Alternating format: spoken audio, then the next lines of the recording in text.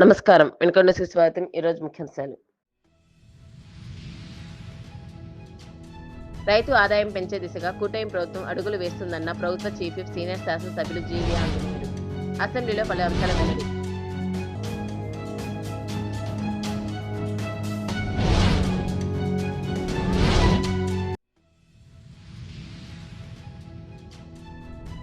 వెల్లటూరు రోడ్డులోని గురుకుల పాఠశాల వద్ద రెస్టారెంట్ ఏర్పాటు.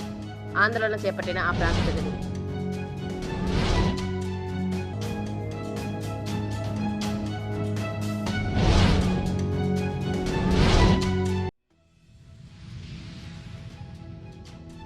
శనివారం వినుకొండ కొండ వద్ద గిరి ప్రదక్షిణ రోడ్డుకు భూమి పూజ.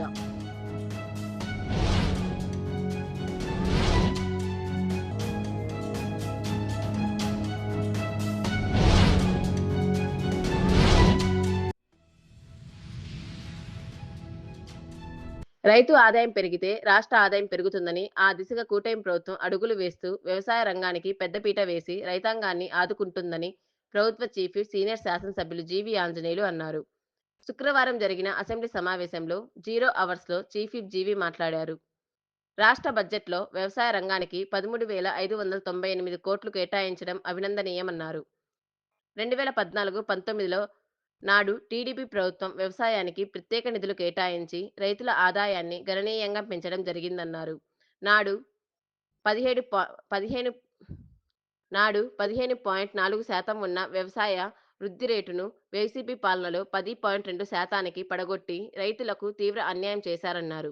మానవ హక్కుల నివేదిక ప్రకారం వైసీపీ 5 ఏళ్ల పాలనలో రైతుల ఆత్మహత్యలు పెరిగి దేశంలోనే 3వ స్థానంలో చేరుతుందన్నారు. ధన్యవాదాలు అధ్యక్ష. రాష్ట్ర బడ్జెట్ లో వ్యవసాయానికి పెద్దపీటేసి 13,598 కోట్ల రూపాయలు కేటాయించినందుకు ముఖ్యమంత్రి గారికి ప్రత్యేక ధన్యవాదాలు తెలియజేస్తున్నాం అధ్యక్ష. ఎందుకంటే ఈ రోజు రాష్ట్ర ఆదాయంలో జిఎస్డిపిలో ఒక్క వ్యవసాయం ద్వారా వచ్చేటువంటి ఆదాయం 33.2% అధ్యక్ష. ఈ రోజు వ్యవసాయం మీద వచ్చేటువంటి ఆదాయం రాష్ట్ర అభివృద్ధిలో చాలా కీలకం అధ్యక్ష. దానివల్ల ఈ రోజు మన ఎన్డీఏ ప్రభుత్వంలో వ్యవసాయం మీద బడ్జెట్ కి ఎక్కువ ప్రాధాన్యత ఇవ్వడం జరిగింది అధ్యక్ష. గతంలో 2014-19లో ఆ రోజు ఇదే విధంగా మంచిగా కేటాయింపులు చేసి ఎన్డీఏ ప్రభుత్వ పాలనలో రైతుల వ్యవసాయ ఆదాయాన్ని గణనీయంగా పెంచడం జరిగింది అధ్యక్ష. వ్యవసాయ వృద్ధి రేటు ఆ రోజు 15.4% ఉంటే గత 5 సంవత్సరాలు వైసీపీ పాలనలో ఈ 15.4% నుండి పడిపోయింది అధ్యక్ష. 10.2%కి వచ్చింది అధ్యక్ష. చాలా బాధాకరం. వ్యవసాయం వైసీపీ పాలనలో రైతాంగం తీవ్రంగా నష్టపోయారు. వ్యవసాయం అటకెక్కింది. రైతాంగం తీవ్రంగా నష్టపోయారు. రైతుల ఆత్మహత్యలు పెరిగిపోయినాయి అధ్యక్ష దేశంలో వైసీపీ పాలనలో.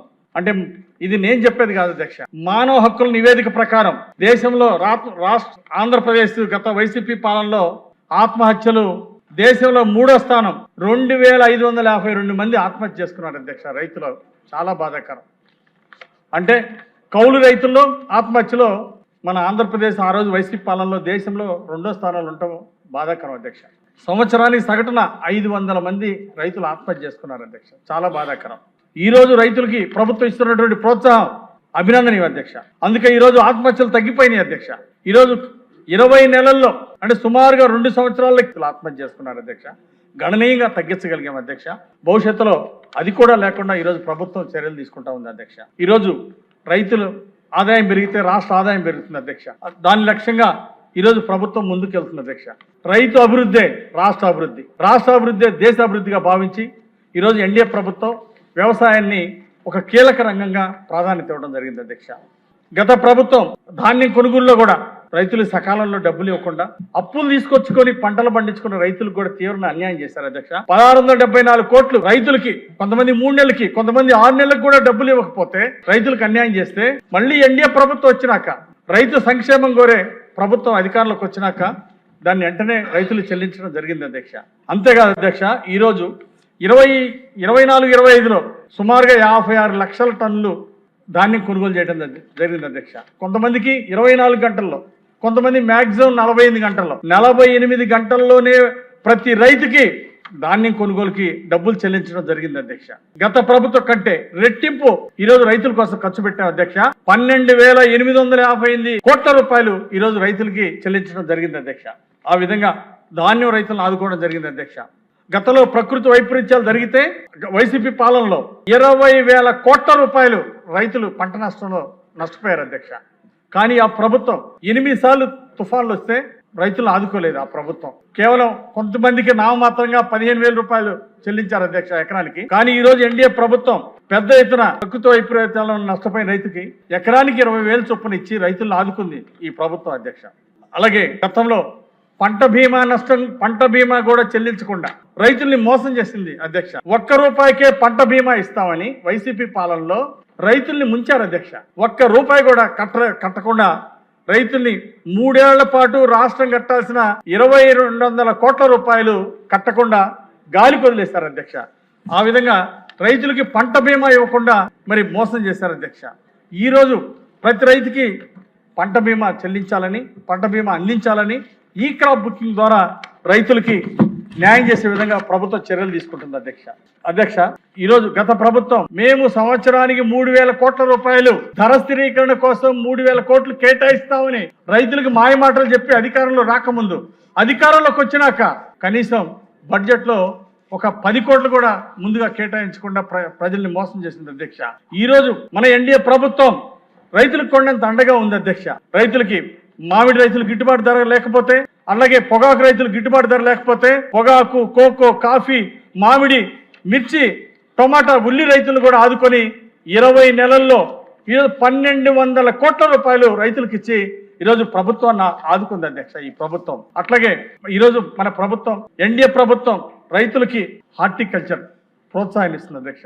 రాయలసీమని ఒకప్పుడు రక్తం బారినటువంటి రాయలసీమని మరి చుక్క నీళ్లు లేక కనీసం సాగునీరు కాదు తాగునీరు కూడా లేక ఇబ్బంది పడ్డటువంటి రాయలసీమని రతనాలసీమగా చేయాలనే లక్ష్యంతో ముఖ్యమంత్రి చంద్రబాబు గారు అక్కడ ప్రత్యేక నిధులు కేటాయించి అక్కడ సాగునీరు ఇచ్చి అక్కడ అభివృద్ధి చేసి హార్టికల్చర్ పంటలను ప్రోత్సహించి డ్రిప్ ఇరిగేషన్ ఇచ్చి 90% సబ్సిడీతో డ్రిప్ ఇరిగేషన్, ఎస్సీ ఎస్టీ రైతులకి 100% సబ్సిడీలో డ్రిప్ ఇరిగేషన్ ప్రోత్సహించి ఈ రోజు రాయలసీమను రతనాలసీమగా తీర్చిదిద్ది దేశంలోనే ఒక హార్టికల్చర్ హబ్ గా రాయలసీమను తీర్చిదిద్దినటువంటి ముఖ్యమంత్రి చంద్రబాబు గారికి ధన్యవాదాలు అధ్యక్ష. ఈ రోజు దేశంలోనే ఆదర్శం అధ్యక్ష. ఈ రోజు మన రాయలసీమ హార్టికల్చర్ హబ్ గా అనంతపురం జిల్లా కానీ ఇవన్నీ కూడా. అందుకే మన ఈ మధ్య ముఖ్యమంత్రి గారు వినుకొండ వచ్చినప్పుడు వినుకొండ పల్నాడు జిల్లాను కూడా హార్టికల్చర్ హబ్ గా తీర్చిదిద్దాలని చెప్పేసి మేము కోరాం అధ్యక్ష. ముఖ్యమంత్రి గారు పెద్ద మనసుతోటి వారు మాకు కూడా హార్టికల్చర్ హబ్గా ఇస్తామని చెప్పేసి హామీ ఇవ్వడం జరిగింది అధ్యక్ష. పూర్వోదయ స్కీమ్లో తప్పనిసరిగా పల్నాడు జిల్లాని కూడా ఒక హార్టికల్చర్ హబ్గా తీర్చిదిద్ది రైతుల తలసరి ఆదాయం 3 రెట్లు పెరిగే విధంగా మేము అందరం ఎమ్మెల్యేలు అందరూ కలిసి కృషి చేస్తున్నాం అధ్యక్ష. పాఠశాల సమీపంలో బార్ అండ్ రెస్టారెంట్ ఏర్పాటు చేయడంతో ఆ ప్రాంత ప్రజలు ఆందోళన చేపట్టిన సంఘటన వినుకొండ పట్టణంలో చోటు చేసుకుంది. గురుకుల పాఠశాల సమీపంలో నూతనంగా రెస్టారెంట్ ఏర్పాటు చేశారు.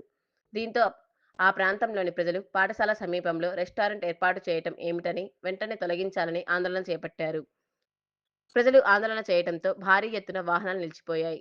దీనికి ప్రజా సంఘాలు కూడా తోడు కావడంతో ఆందోళన తీవ్రతరం దాల్చింది. అధికారులు స్పందించి వెంటనే రెస్టారెంట్ను తొలగించాలని ప్రజలు డిమాండ్ చేస్తున్నారు.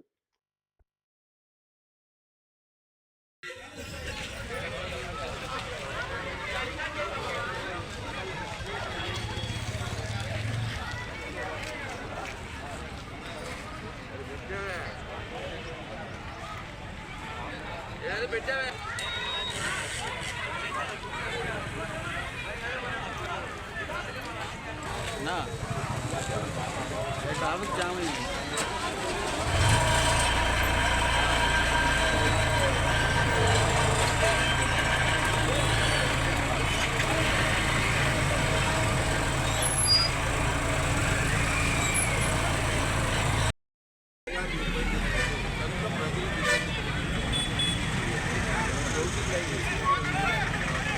ఏదన్నా గుడి బడికి 100 మీటర్లు లోపు ఉంటే మాత్రం నేను తీసుకుంటాను.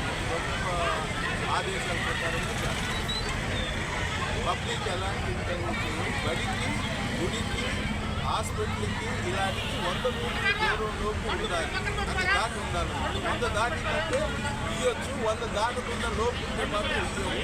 ఆ రూల్స్ అనుగుణంగా ఇస్తాం. పబ్లిక్ మాత్రం ఎలాంటి ఇబ్బంది ఏదైనా ఉంటే పబ్లిక్ వచ్చేసి ట్రాఫిక్ ఆపుతుంది కనీసం ఒక మెమోరండం ఇవ్వాలి. ఆ మెమోరండం ప్రకారం చేస్తాం. మేము రూల్స్ ప్రకారమే చేస్తాం. ఓకేనా? కొంజేటి నాగశ్రీను రాయల్ ఆధ్వర్యంలో జరిగిన క్రియాశీల సభ్యత్వం కార్యక్రమం విజయవంతం చేసిన ప్రతి ఒక్కరికి వినుకొండ నియోజకవర్గ జనసేన పార్టీ అధికార ప్రతినిధి పారెళ్ల అభిమన్యు ధన్యవాదాలు తెలిపారు. ఈ సందర్భంగా ఆయన మాట్లాడుతూ కార్యక్రమం ముఖ్య ఉద్దేశం జనసేన పార్టీని ముందుకు తీసుకువెళ్లాలని, గత సంవత్సర కాలం కంటే రెట్టింపు చేసి పల్నాడు జిల్లా, ఉమ్మడి గుంటూరు జిల్లాలో వినుకొండను ముందు స్థానంలో ఉంచాలని పిలుపునిచ్చారు.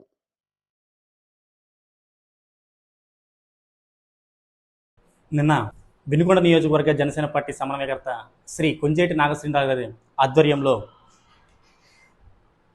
క్రియాశీల సభ్యత్వ కార్యక్రమం విజయవంతం చేసిన ప్రతి నాయకులకి, కార్యకర్తలకి మనస్ఫూర్తిగా ధన్యవాదాలు.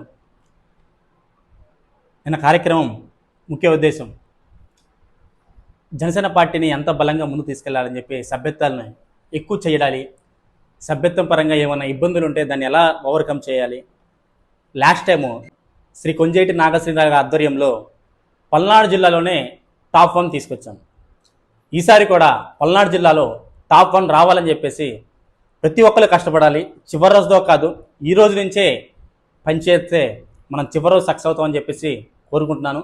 ప్రతి ఒక్కళ్ళు ఈ రోజు నుంచే సభ్యత్వాలు స్టార్ట్ చేయండి, రెన్యువల్స్ స్టార్ట్ చేయండి. కొత్త సభ్యత్వాలు చాలామంది ఇంట్రెస్ట్గా ఉన్నారు తీసుకోవాలని చెప్పేసి. హ్యాపీగా మీరు వెల్కమ్ చేయండి. ఎక్కువ సభ్యత్వాలు చేసి పల్నాడు జిల్లాలోనే టాప్ 1 రావాలని చెప్పేసి మనస్ఫూర్తిగా కోరుకుంటున్నాను. ఈ నెల 28న శనివారం భక్తుల చిరకాల కోరికైన శ్రీరామలింగేశ్వర స్వామి గిరి ప్రదర్శన రోడ్డునకు శంకుస్థాపన చేపట్టనున్నట్లు కమిటీ సభ్యులు తెలిపారు. ఈ కార్యక్రమంకు గుంటూరు అమ్మ ట్రస్ట్ అధినేత జ్ఞాన ప్రసన్న బావ, ప్రభుత్వ చీఫ్ విప్ జీవి ఆంజనేయులు, మాజీ MLA, GDCC bank chairman Makkana Mallikarjunarao, పుర ప్రముఖులు, భక్తులు హాజరు కానున్నట్లు వివరించారు. విశ్రాంత ఉద్యోగుల సేవా సంఘం ఆధ్వర్యంలో భవన ఆవరణలో 99వ అన్నదాన కార్యక్రమాన్ని నిర్వహించారు. ఈ కార్యక్రమానికి గంగినేని ఆదిత్య వాసుదేవ్ 3వ పుట్టినరోజు సందర్భంగా తాత, నాయనమ్మలు జి వెంకటేశ్వరరావు, జయమ్మ దంపతుల కుమారుడు, కోడలు సహకారంతో ఈ అన్నదాన కార్యక్రమాన్ని ప్రారంభించారు. ముందుగా కేక్ కట్ చేసి పంచిపెట్టారు. అనంతరం ఈ సందర్భంగా భువనగిరి సుబ్రహ్మణ్యం, ఏ కోటేశ్వరరావు, బీపీఎస్ సుందర్రావు మాట్లాడుతూ ఇదే విధంగా సంఘ సభ్యులు అందరూ సహాయ సహకారాలు అందించాలని, సభ్యుల సహకారం ఉన్నంత వరకు ఇదే విధంగా సేవా కార్యక్రమాలు నిర్వహించుకుందామన్నారు.